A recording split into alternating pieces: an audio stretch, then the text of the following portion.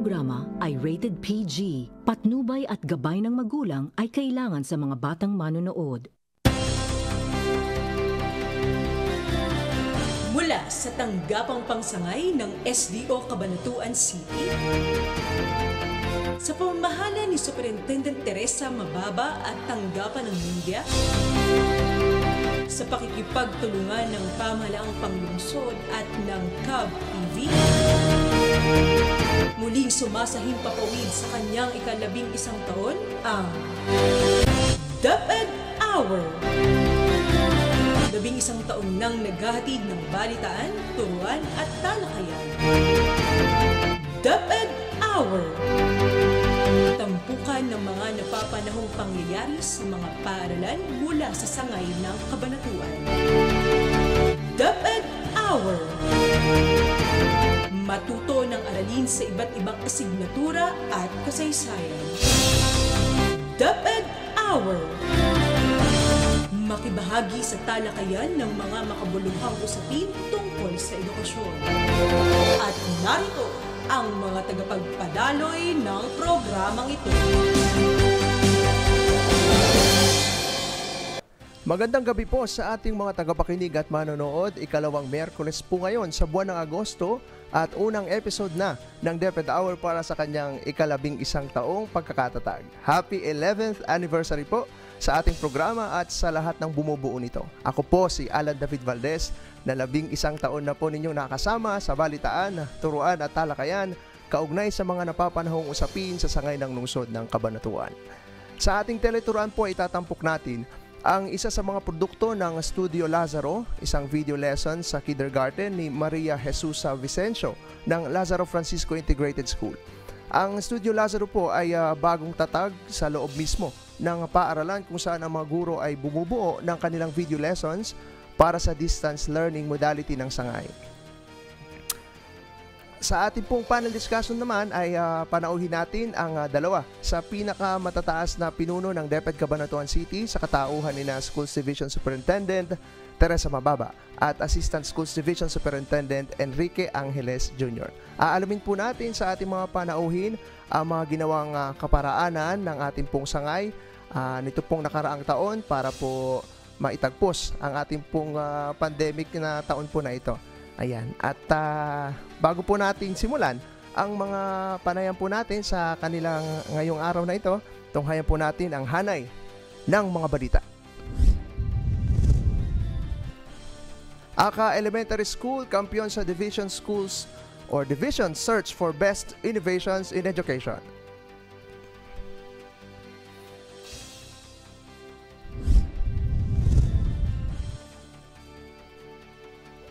Pula Elementary School serves as venue of COVID-19 vaccination teachers and COVID-19 vaccination. Teachers and non-teaching personnel get vaccinated.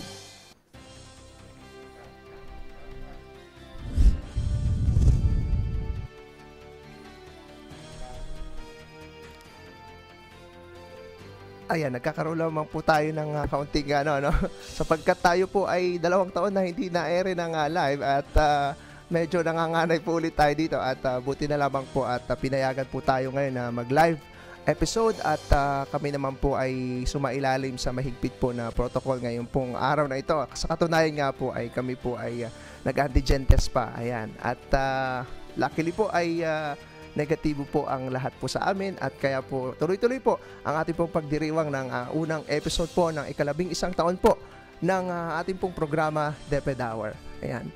At tuloy-tuloy po tayo sa ating pong programa at kanina nga po ay na-i-air na po natin yung dalawa po sa mga balita po na ating pong matutunghayan ngayon pong gabi. Ayan. At syempre po ang pinakahihintay po natin lahat ang ating pong panayam sa dalawa po nating mga, sabi po natin ay mga matataas po na personnel po sa ating pong division, ang ating pong Superintendent Ma'am Teresa Mababa at ang ating pong ASDS Sir Enrique Angeles. At marami pong nakatutok sa kanila pong mga tahanan at hinihiling po namin na kayo po ay tumunghay po sa ating pong programa sapagkat ito pong episode po na ito ay espesyal. Ano po? Hindi lang po dahil sa 11th year anniversary po ng ating pong programa, kundi po kasama po natin ang dalawa po sa ating pong mga matataas nga po na personal, at ito po ay bibihira lamang na nangyayari. At ako man po ay excited sapagkat ito rin po ay bibihirang pagkakataon po para po makapanayan po ang ating mga matataas nga po na personnel sa DepEd Cabanatuan City. At yan po, tunghayan na nga po natin ang ulo ng mga balita ngayong gabi. Pula Elementary School serves as venue for COVID-19 vaccination. Teachers and non-teaching personnel get vaccinated. Mayapyap Elementary School nakabahagi ng EduComics mula sa partnership ng JA Philippines, Johnson & Johnson at DepEd Cabanatuan City. Brigada Eskwela sa Bacodbayan Integrated School kasado na. Project PGCIS binalangkas ngayong Brigada Eskwela. Mayapyap Elementary School sumabay na rin sa pagbibrigada. Supply na tablets ng DepEd gagamitin na ngayong taong panuruan sa Kalibangbangan Integrated School. Cabanatuan East Central School places second in 2021 Division Search for Best Innovations. Pagkilala sa mga natatanging internal at external stakeholders tampok sa idaraos na virtual recognition ng Cabanatuan East Central School. Online interview at reading ability test para sa mga incoming grade 1 pupils ng special science class ng Mayapyap Elementary School umarangkada na. San Josef National High School capacitates teachers in the development of action researches. At iyan ang mga balitang matutunghayan po ninyo ngayong Miyerkules para sa unang episode ng programang ito sa kanyang ika-11 taon. At sa kauna-unahang live episode after 2 years po. Salamat po sa DWWJ at Cub TV Management sa pagkakataong ito at pinayagan tayo sa live airing. Pero bago po natin itunghayan ang detalye ng mga balitang iyan, dadako na po muna tayo sa unang yugto ng panel discussion segment. At ipapakilala po natin ang ating mga bisita. Alam po pong kilala po ninyo. At hinga po natin sila ng kaunting pagbati po. Unahin na po natin ang ating pong Assistant Schools Division Superintendent, Sir Enrique Angeles Jr. Good evening po, sir. Apo. Apo, may pwede po papundit, sir, yung mic. Apo. Ayan po. Tapos hatakable po yan.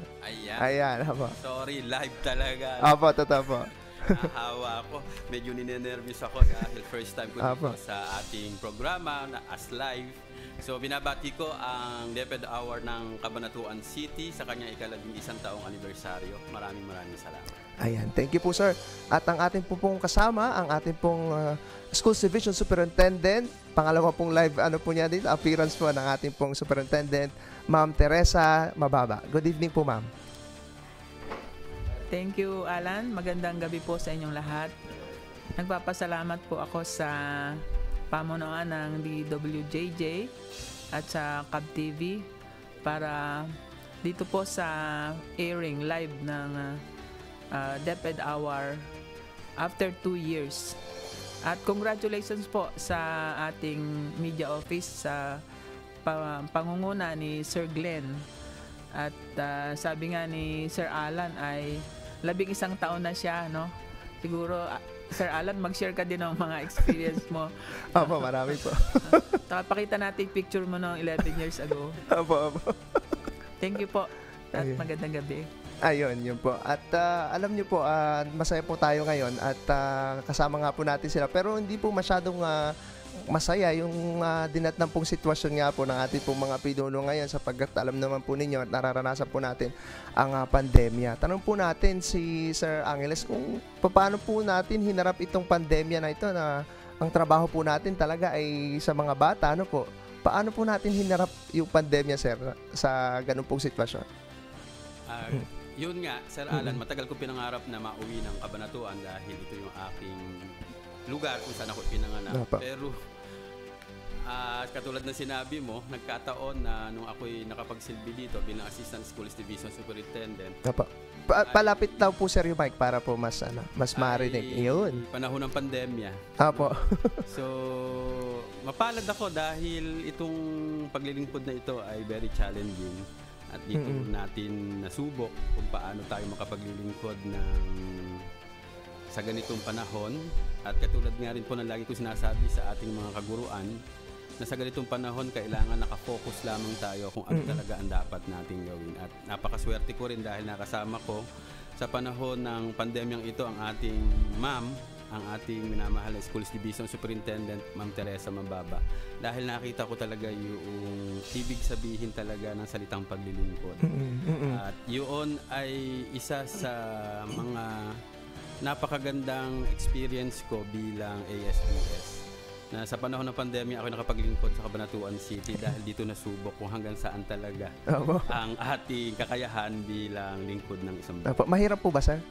Napakahirap dahil hindi mo ako personal person, gusto ko nakakaharap, nakakausap at nakakakwentuhan ang mga guro at ang mga bata.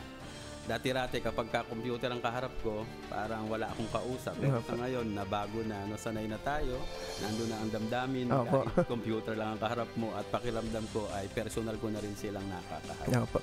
At base po sa mga sa mga prediction ay magtatagal dahil po sa Delta variant na yun, ay magtatagal pa po ay mga po sa DOH mga 2026 pa daw po yun, sabi sa kaibigan po ng isang seminar lang na inattendan natin kanina.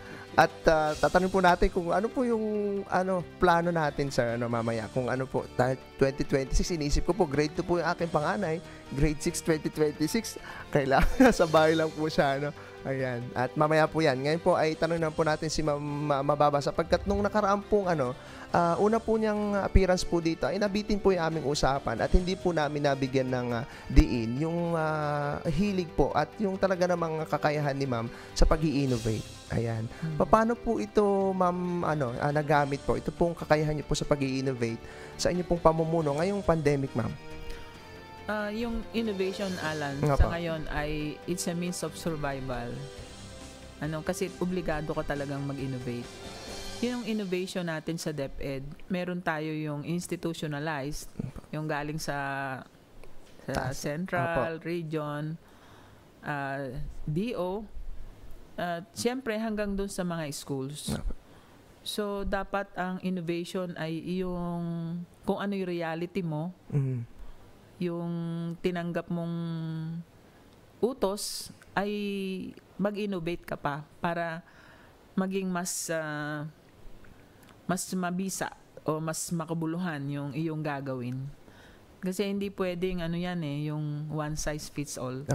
Kailangan talaga i-contextualize mo at i-localize. Ayun po. Tama po yun. At syempre po ang pinaka receiving end po niya na yung ating po mga stakeholders, ma'am.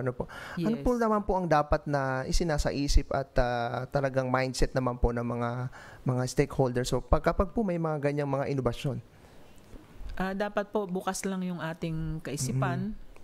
Kasi nga po ay dahil sa pandemyang ito, ay nagbago po ang ating mundo. Hindi na po siya katulad ng dati. Palagi ko, hindi talaga dapat ikumpara yung mga sitwasyon nung bago magpandemya. Oo nga po. At ngayong meron ng pandemya, dapat hindi ganon ang ating pananaw.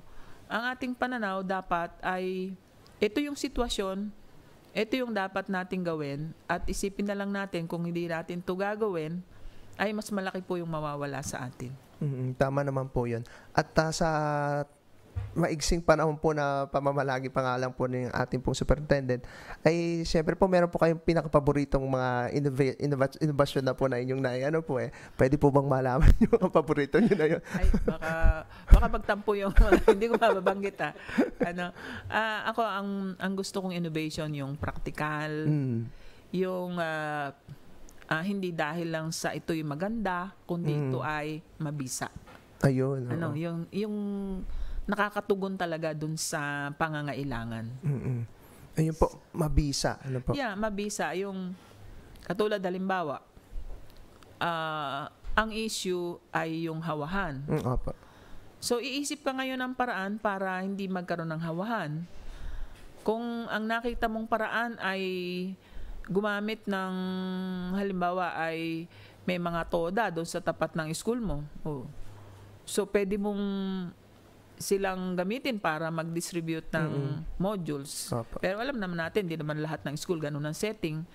Kung ang setting ng school mo ay kailangan talagang pumunta yung mga magulang at ang issue pa rin, hindi pwedeng magkaroon ng hawahan, dapat ma-minimize mo yung contact. Kung may naisip ka, halimbawa, yung QR code, yun ang ginawa mo, the best. No? Andi ba? Dahil mabisa, practical, at paulit-ulit mong magagamit. Ayun. Ayun So, po, ganun ayun po ang batayan natin ng inobasyon. Po. Maganda Yes, po yun.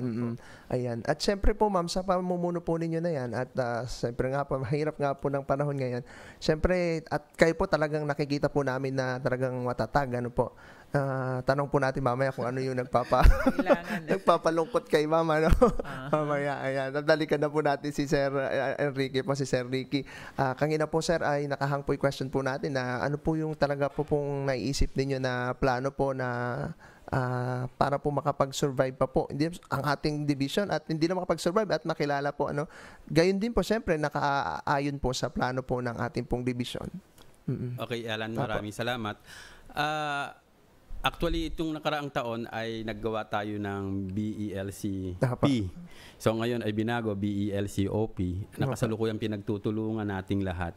At yun siguro ay isang pamamaraan natin para masabi natin na mas mapag-iigi natin ang pagharap natin sa pandemyang ito at ipagpapatuloy natin ang edukasyon. At siyempre kinakapacitate natin ang mga teachers sa tulungan ninyo ng mga school principal sa panahon ng pandemya kung paano haharapin ang challenges na ito. So yun, sa pamamagitan nun at sa pamamagitan ng pagtutulungan natin sa pangunguna ng ating Schools Division Superintendent ay talaga namang maitataguyod natin ang edukasyon dito sa Cabanatuan. Any particular po na na gawain doon na programa o aktibidad na sa tingin niyo po sir ay talagang tatatak? Meron po kayong natatandaan? Katulad halimbawa ng mga ginagawa natin na innovation. So ang ating mga sa CID saka sa SGOD ay nagko-collaborate ang lahat. At ito ay pababa sa mga schools na kung saan ako lagi ko sinasabi, focus lang focus. Huwag masyado marami tayo pinapagawa sa ating mga guro, huwag masyado marami tayo pinapagawa sa ating mga school principals, at huwag tayo masyado nagpapasubmit ng kung ano-ano na hindi naman natin magagamit sa ngayon. So yun, yung salitang focus, halimbawa sa key stages, may mga key stages tayo, yung key stages 1, key stage 1 yung from kinder to 3.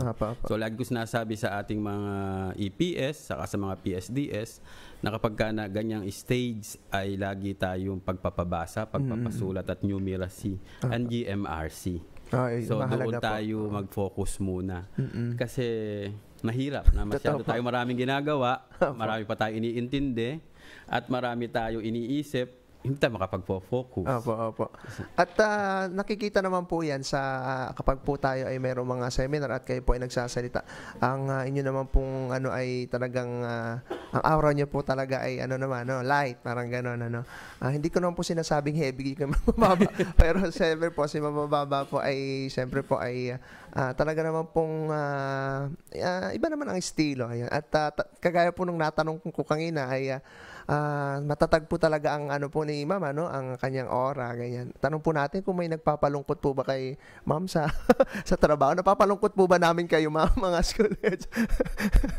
Totoo lang, minsan nalulungkot ako kasi namimit ko ang mga guro, mga bata, at nahihirapan sila.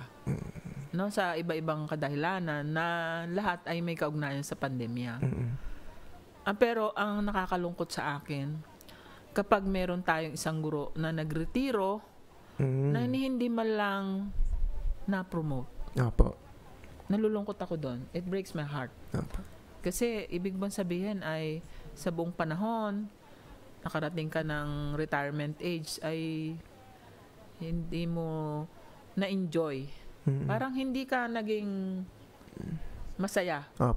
Kasi pag masaya ka, ay may epekto yun sa performance mo. At kung mahusay ang performance mo, mapopromote ka man siguro kahit paano. Opo. Kasi meron tayong step increment, no?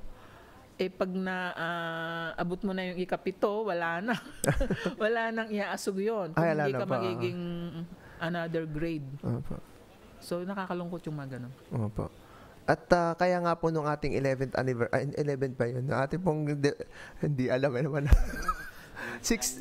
Diamond anniversary po natin, po, ay talaga pong na-stress po doon sa ating presentation na kayo nga po ay makakawani. Ayan, At nakita naman po, pwede siguro ikwento ni Sir, yung mga ebidensya na si Ma'am Mababa makakawani na talaga namang siguro pag superintendent na rin si Sir tutularan ni Sir.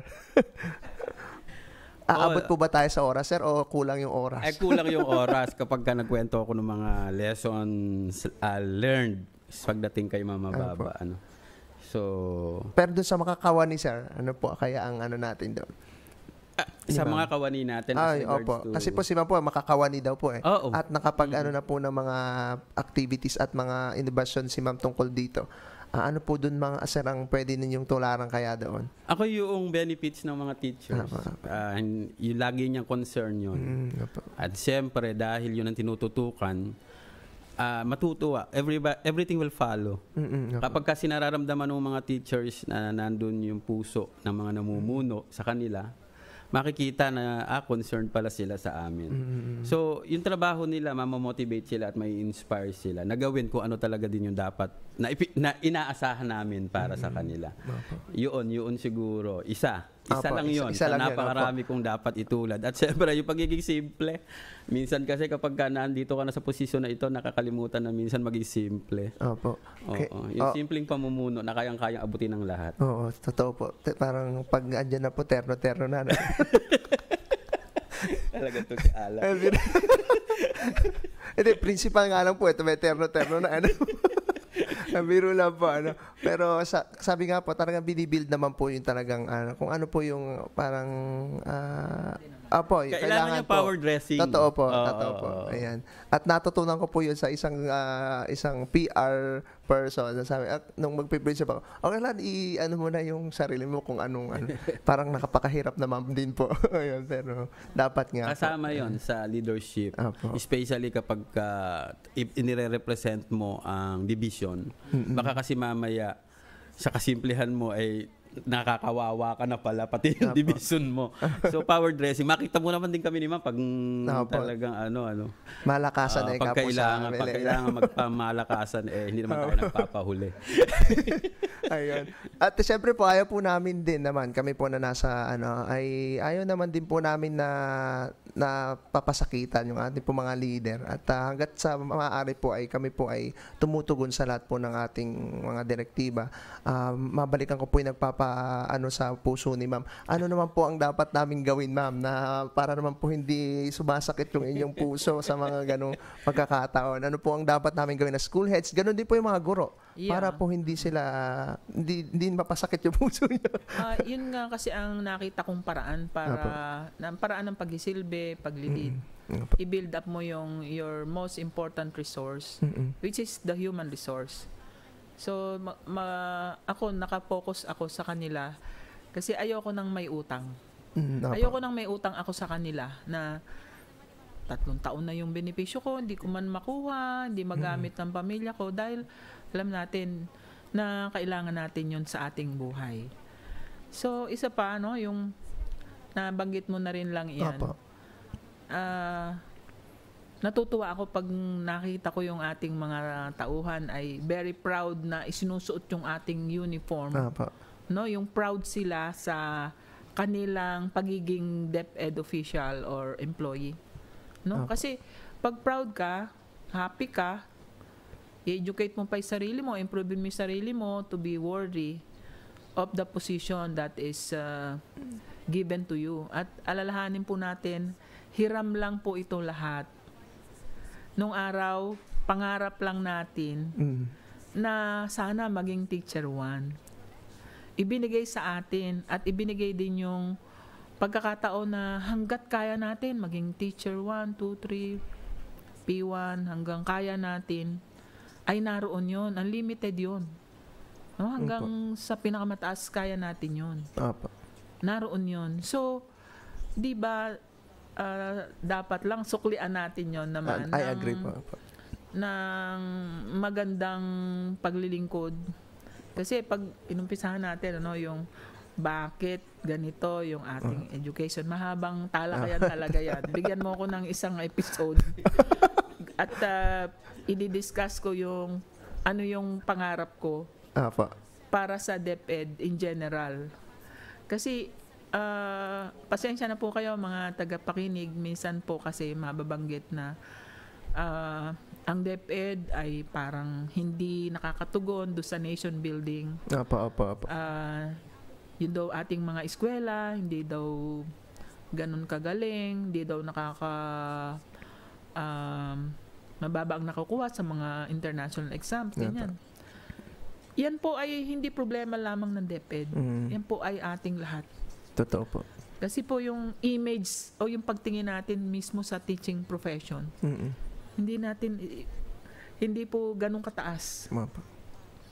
At meron po itong epekto talaga doon sa pinanggagalingan ng mga guro natin na nagiging guro. I challenge you. Noong kayo ay 4th year, wala pa namang K-12 noon.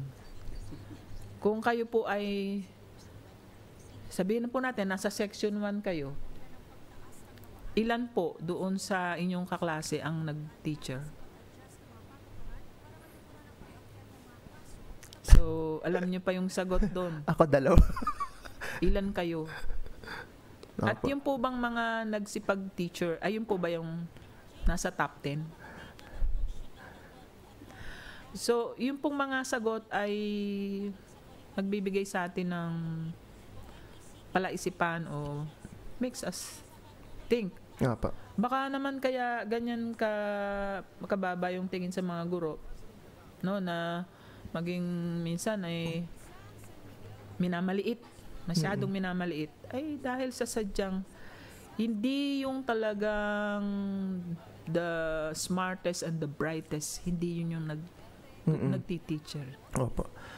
At mahaba po ang proseso para magbago yan. Yan ay isang cultural change para po ma-attain natin yung estado na ang teaching profession ay isang napakataas na profession. Kaya po may isinusulong nga po ang ating pong isang senador na magpapahusay nga daw po ng pahusayin daw po ang guro para po humusay ang edukasyon. At medyo binabatikos po siya doon.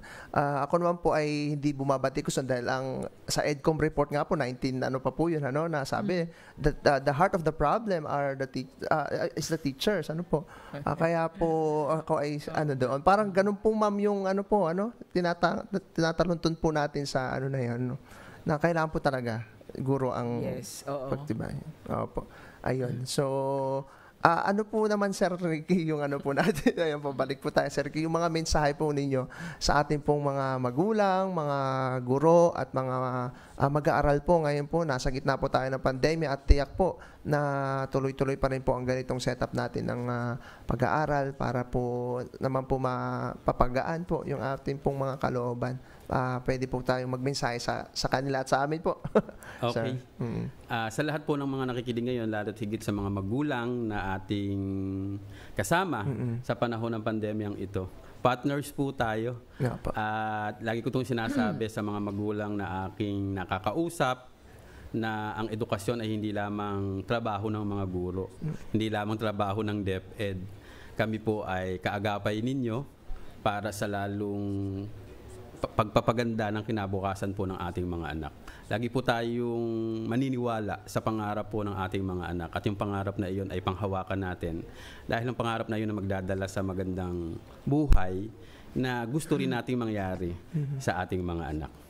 Ayun. So, thank you po, sir. Ang atin naman pong superintendent po sa kanya pong mga mensahe po bago po tayo bago po tumuko tayo sa susunod na segment at hingin po natin yung ating mensahe po mula po sa ating superintendent.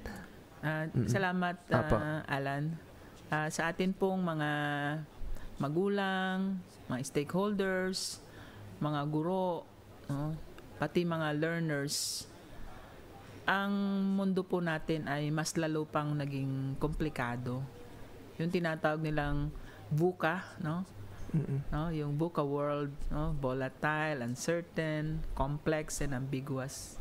Dahil po sa pandemyang ito. Pero ang atin pong sitwasyon, yung oras ay lilipas. Kahit na ano pa yung sitwasyon, lilipas po yung oras. Kung hindi po natin magagawa yung ating tungkulin bilang nasa edukasyon, makakapagturo, kayo namang mga bata makakapag-aral, ay meron tayong mamimiss na malaki. Alam ko na nahirapan kayo dahil sa narinig ko mismo sa inyong mga bibig. Meron kayong mga pinanghinayangan, bakit sa panahon namin, wala kaming graduation, wala kaming graduation picture, wala kaming graduation ball, maraming wala. At paano namin gagawin itong pagturong ito? Ang hirap. Pero naniniwala ako, no? Ang sabi ay the stars shine the brightest when the night is at its darkest. Magniningning kayo kahit na ang ating paligid ay ganito. Basta pagbutihin nyo lang. Ayun. Thank you. Ayun, maraming salamat po sa mga mensahe po ng ating pong mga bisita ngayong gabi at talaga pong espesyal ang ika-11 taong anniversary po ng DepEd Hour. Muli po ang ating pong nakasama, ang ating pong ASDS, Sir Enrique Angeles at ang ating pong School Division Superintendent, Ma'am Teresa Mababa. Magandang gabi po sa ating pong mga bisita at magbabalik po ang ating pong programa makalipas lamang ang ilang paalala.